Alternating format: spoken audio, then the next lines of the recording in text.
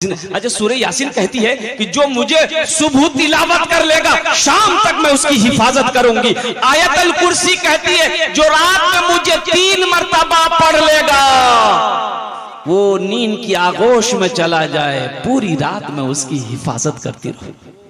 आज हम शिकायत करते हैं मेरा बेटा कहना नहीं मानता है, मेरा बेटा नाफरमान है, मेरा बेटा मेरी बातों को नहीं मानता है। अरे इसमें कमी सिर्फ बेटे की नहीं है, कहीं ना कहीं मेरी भी कमी रही होगी जो मेरा बेटा आज मेरी बात नहीं मान रहा।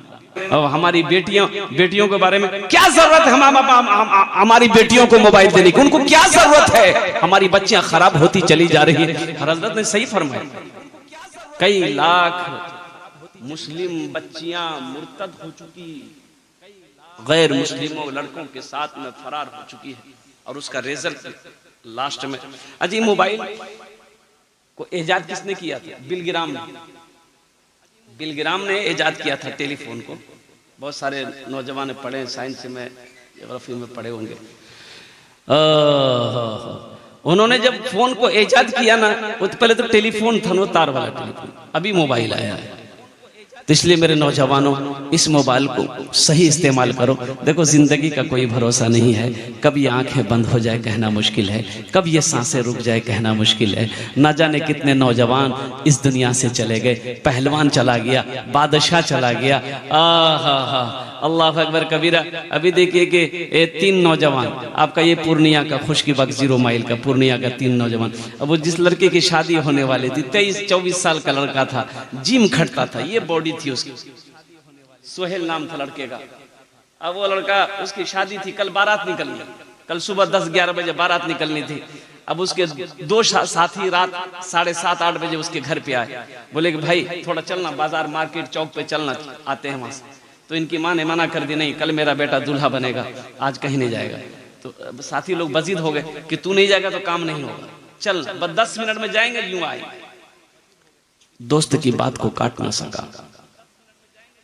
कपड़ा उसी बदन में, वो शादी से पहले लगाते हैं ना, क्या लगाते हैं बदन में? हल्दी लगाते हैं, रूटन लगाते हैं, हल्दी लगाते हैं। उसी बदन में कपड़ा पहना और तीनों साथी एक ही मोटरसाइकिल में बैठा। एक गोल चक्कर है पूर्णिया में, एक सिलीगुड़ी, इधर कटिहार, इधर अररिया, इधर पूर्णिया। उससे कुछ आगे बढ़ा होगा, रात का समय 8-8:30 के करीब हुआ होगा। पीछे से एक तेज रफ्तार से गाड़ी आई, ऐसी टक्कर मारी, तीनों दोस्त स्पॉट डेड हो गए। नौजवानों, जिंदगी का कोई भरोसा है, कोई ठिकाना है? रब से लो लगाओ, अल्लाह से मोहब्बत करो, अल्लाह के रसूल जनाब मुहम्मदुर रसूलुल्लाह सल्लल्लाहु अलैहि वसल्लम से मोहब्बत करो। अल्लाह के नबी ने इरशाद फरमाया, तुम दुनिया में इस तरीके से रहो जैसे कोई मुसाफिर रहता हो। जैसे कोई मुसाफिर जिंदगी गुजारता हो, इस तरीके से अपनी जिंदगी को गुजारो। गुनाहों को छोड़ो, गुनाहों को छोड़ो, गुनाहों के रास्ते को छोड़ो। अल्लाह का बहुत सारे इसमें कितने नौजवान ऐसे हैं बैठे हुए हैं, अल्लाह अकबर कबीरा, कि जिसके सुबह का आगाज कुरान की तिलावत से हुआ। कुरान एक जिंदा मोजज़ा है। आखिर क्या वजह है इन बच्चों के सर पे पगड़ी बांधी गई? आपने कभी देखा किसी का बेटा डॉक्टर बना हो, इंजीनियर बना हो, प्रोफेसर बना हो, वकील बना हो, जलसा सजाया गया हो और डॉक्टर साहब के सर पे पगड़ी बांधी गई हो? कभी देखे? जो एमए किया है उसके सर पे आपने नहीं देखा हो? कहीं नहीं देखा हो कि वकील साहब हैं, ये मास्टर साहब हैं इसलिए जलसा सजाया गया, इसके सर पे पगड़ी बांधी जाएगी। नहीं देखा होगा। क्या वजह है कि एक रिक्शा चलाने वाले का बेटा, ये ठेला चलाने वाले का बेटा, घर में छप्पर नहीं है, उसका बेटा हाफिज कुरान हुआ, हजारों लोगों को जमा किया जाता है और बड़े जय्यद आलिम दीन, बुजुर्गान दीन से बिन के हाथों से उसके सर पे पगड़ी बांधी जाती है। आखिर वजह क्या है? तो पता ये चला, कुरान ये कहता है कि जो हमसे जुड़ जाता है, जो हमें सीने से लगा लेता है, जो हमसे मोहब्बत कर लेता है, हम उसे जमीन की पस्ती से उठाकर आसमान की बुलंदी पे पहुंचा देते हैं। कुरान का ये जिंदा मौजज़ा है। इसलिए मेरे नौजवानों, मेरे बच्चों, कुरान पढ़ो, कुरान पढ़ो। खैरुकुम मन तअल्लमल कुरान व अल्लमहु। अल्लाह के नबी सल्लल्लाहु अलैहि वसल्लम ने इरशाद फरमाया, तुम में सबसे बेहतर वो है जो कुरान सीखे, दूसरों को सिखाए। देखिए आप अंग्रेजी भी पढ़िए, अंग्रेजी पढ़िए, मना नहीं है, लेकिन बाज लोग अंग्रेजी के चक्कर में बच्चे को कुरान नहीं पढ़ाते। मैं 18 साल से इमामत करता हूँ और मेरे मोहल्ले के एक लड़के का कोई साथी था, वो लड़का, वो लोग कलकत्ता में पढ़ते हैं और इंजीनियरिंग कर रहे थे। वो तो दोस्त के घर पे आया था, वो तो नमाज पढ़ने के लिए मस्जिद आया, तो नमाज के बाद मुसाफा वगैरह हुआ, सलाम दुआ हुई, तो मैंने उन बच्चे से कहा कि बेटा कहो कैसे, बोला हजरत दुआ कीजिएगा, हम तो नथिंग हैं, हम तो कुछ जानते नहीं है, इस्लाम के बारे में हमें कुछ पता नहीं है। कि भाई तुम्हारा नाम क्या है? बोला कि मेरा नाम अब्दुल्ला है। लेकिन अब्दुल्ला नाम तुम्हारा है, लेकिन इस्लाम के बारे में तुम्हें कुछ पता नहीं। बोला हजरत क्या करें, मेरा घर क्या कहते हैं कि आगरा के एक जगह है, कौन सी जगह, कड़हल, बोला वहाँ मेरा घर है, लेकिन इत्तेफाक ये कि बचपन से मैं हमेशा इसी लाइन में रहा, कुरान नहीं पढ़ा, दीनी तालीम हासिल नहीं किया, और जिसकी वजह से मैंने कहा बेटा कलमा वगैरह तुमको याद होगा, तो बोला कि अफसोस का मकाम है, हमें कलमा भी नहीं आता, ये अफसोस का मकाम है। इसलिए अपने बच्चों को कुरान पढ़ाइए, अपने बच्चों को कुरान पढ़ाइए, दीनी तालीम दिए, अंग्रेजी पढ़ाइए शौक से। पहले बच्चा देखिए छोटा बच्चा है, पहले उसे कुरान पढ़ा दिए, हाफिज बना दिया, अल्हम्दुलिल्लाह, अल्लाह तौफीक दे तो हाफिज बना दिए, नहीं तो कुरान तो जरूर उसको पढ़ाइए। फिर आप दुनियावी तालीम है स्कूल में डालें, कॉलेज में डालें, जहां डालना है डालें, लेकिन माँ बाप का मकाम क्या है ये कौन बताएगा? कुरान कह रहा है, कुरान ना बताएगा माँ बाप का मकाम क्या है, कुरान। आज हम शिकायत करते हैं मेरा बेटा कहना नहीं मानता है, मेरा बेटा नाफरमान है, मेरा बेटा मेरी बातों को नहीं मानता है। अरे इसमें कमी सिर्फ बेटे की नहीं है, कहीं ना कहीं मेरी भी कमी रही होगी जो मेरा बेटा आज मेरी बात नहीं मान रहा।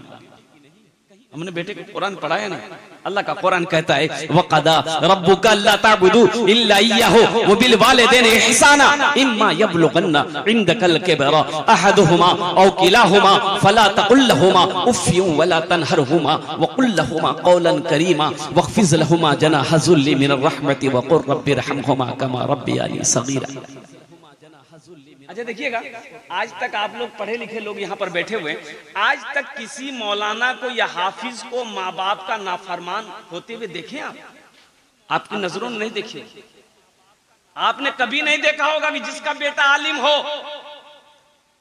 वो अपने माँ बाप से दूरी बना के रखा हो या माँ बाप का नाफरमान हो, आपने कभी नहीं देखा हो, कहीं नहीं देखा हो।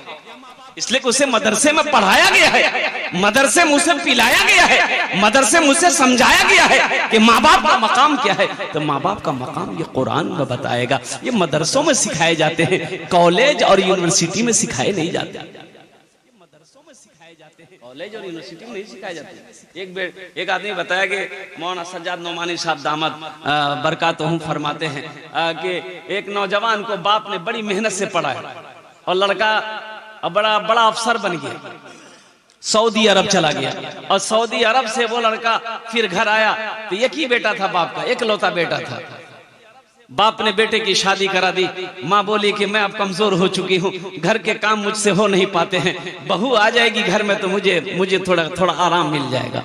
बेटे की शादी करवा दी। ओह, शादी के बाद बेटा ने 2 वीजे मंगाए सऊदी अरब से। माँ को पता चल गया कि मेरा बेटा जा रहा है लेकिन बहू को भी साथ लेके जा रहा है, तो माँ ने कही कि बेटा तू चला जाएगा और तू अपने साथ अपनी बीवी को भी लेकर जाएगा तो हम लोग को देखभाल कौन करेगा? तो बेटे ने कहा कि अम्मी जान कुछ भी हो, मैं अकेले नहीं रह सकता, फिर ये अकेली यहाँ नहीं रह पाएगी, ये मेरे साथ ही रहेगी। ना माँ की सुना ना बाप की सुना, अपनी बीवी को लिया सऊदी अरब चला गया। कुर्बान जाओ, माँ बाप को नाराज करके चला गया। 14 साल का अरसा गुजर गया, माँ बाप से कोई राब्ता नहीं। 14 साल के अंदर में 12 हज किया। कितने हज किए बोलिए? खाने काबा के पास में बैठकर ज़ारो कतार रो रहा था। किसी ने पीछे से हाथ कंधे पे रखी, नजर घुमा के देखा, बहुत बड़े अल्लाह वाले थे। कहा कि बेटा कौन सा गुनाह किया है जिस तरीके ज़ारो कतार रो रहे? तो नौजवान ने कहा कि हजरत ये मेरा 12वां हज है, न जाने ऐसा लगता है कि जब भी यहाँ पर अल्लाह की इबादत करना चाहता हूँ ऐसा लगता है दिल पर किसी ने ताला लगा दिया है। तो अल्लाह वाले थे, उन्होंने कहा कि लगता है तुमने किसी का दिल दुखाया है। तेरी माँ है? उन्होंने कहा कि लगता है तेरी माँ है, बाप है, तो नौजवान ने कहा कि हाँ, माँ बाप तो मेरे हैं, लेकिन वो किस हालत में ये हमें इल्म नहीं है। 14 साल हो गए माँ को देखे हुए, बाप को देखे। तो सल्लल्लाहु वाले ने कहा फिर यहां बैठ के क्या कर रहा है, जा अपने घर जा, अपने रूठे हुए माँ बाप को राजी कर ले, अल्लाह तेरे दिल के ताले को खोल देगा। ये नौजवान वहां से टिकट बनाया, घर आया। 14 साल का अरसा हो गया था। जो जिस गांव में उसका घर था, तो गांव में देखिए लोग बिल्डिंग बना लिए हैं। अब उसका घर किस जगह है पता नहीं लग रहा है। गांव से बाहर देखे एक बूढ़े मियाँ घास काट रहे थे बैठ के, तो सोचा कि इनसे पूछ लेता हूँ, मेरा घर का पता बता देगा। तो बूढ़े मियाँ से पूछे कि अपना अब्बा का नाम लिया कि चचा ये अब्दुल्ला साहब का घर कौन सा है। तो बूढ़े मियाँ नीचे से ऊपर तक देखा, फरमाया कि बेटा अब्दुल्ला साहब अब तो इस बेचारे इस दुनिया में नहीं रहे, उनका इंतकाल हुआ। कैसे इंतकाल हुआ? तो उसका एकलौता बेटा था, यकी बेटा था। बड़ी धूमधाम से बेटे की शादी कराई, पढ़ा लिखा कर बेटा को अफसर बनाया, लेकिन वही बेटा बाप को छोड़कर चला गया। बेटे के गम में बेचारे रोते रोते इस दुनिया से चले गए। लड़का हजारों पता रोने लगा। तो फिर पूछा कि उसकी बीवी का क्या बना। बोला वो उसकी बीवी बेचारी वो दूसरे के घर में बेचारी विवाह हो गई, काम करती थी, खाती थी। अब तो सुनने में आया कि फालिज मार दिया, बिस्तर पे पड़ी रहती है, आंखों की रोशनी भी खत्म हो चुकी है। बस हमेशा यही बोलती रहती है, रब की बारगाह में दुआ मांगती रहती है कि या अल्लाह उस वक्त तक मेरी मौत ना हो जब तक मैं अपने बेटे को अपनी आंखों से देख ले। ना जाने कौन नालायक बेटा है उसका, माँ बाप को छोड़कर चला गया। ये नौजवान ने कहा कि बाबा मैं ही नालायक बेटा। घर गया, आंगन में देखा चारपाई पे एक ज़ईफ़ा लेटी हुई है, कदम के आहट से आवाज देती है, मेरे आंगन में कौन है? तो रस्ते कांपते हुए नौजवान कहता है कि माँ तेरा गुनहगार बेटा है।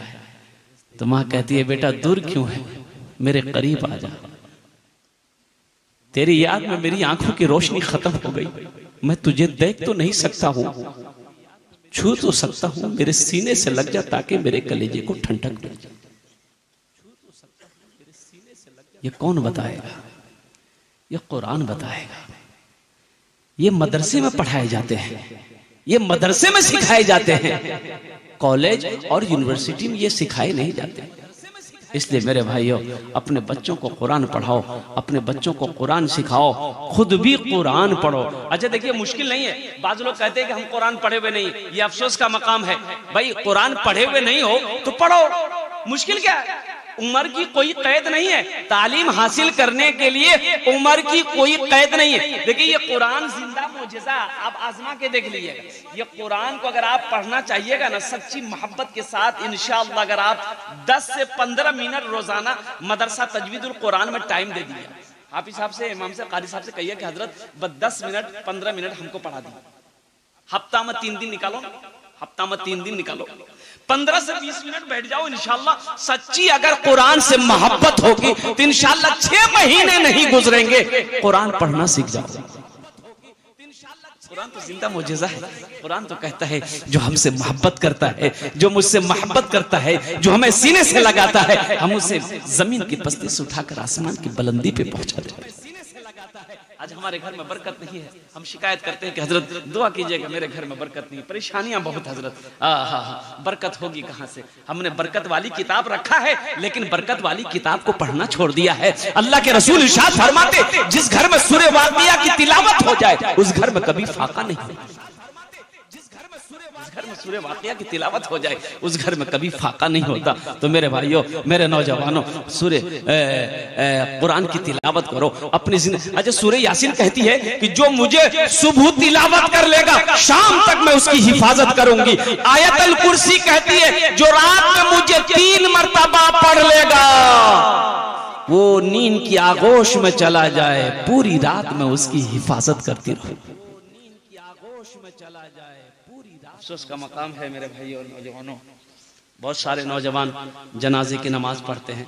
ये तो हमारे बच्चों को मदरसे में सिखाया जाता है तालीम क्या है, दीन क्या है, नमाज क्या है, रोज़ा क्या है, जो एक मुसलमान के लिए जानना और इल्म रखना बहुत ही ज़रूरी है।